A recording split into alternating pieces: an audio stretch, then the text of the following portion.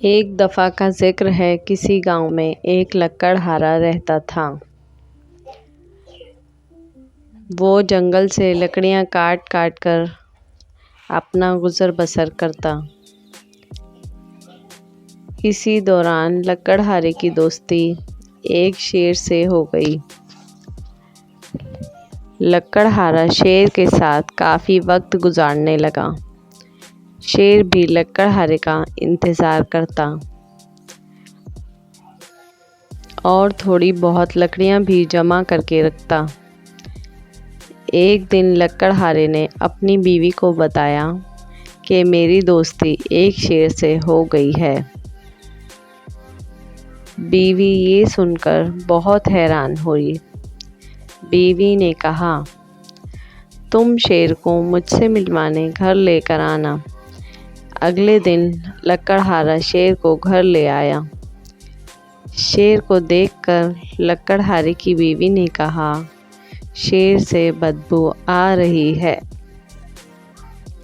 شیر نے لکڑہارے کی بیوی کی یہ بات سن لی اور وہاں سے اٹھ کر چلا گیا۔ دوسرے دن جب لکڑہارا جنگل پہنچا تو شیر نے لکڑہارے سے کہا، تم اپنی کلہاڑی میرے سر پر مار دو۔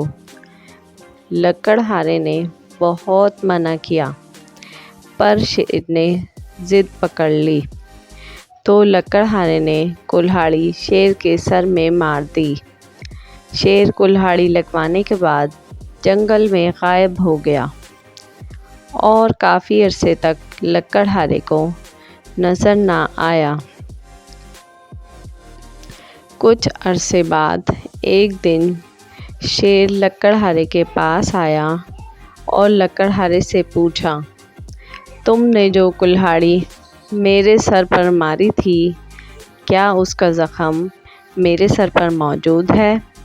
لکڑہارے نے کہا، نہیں۔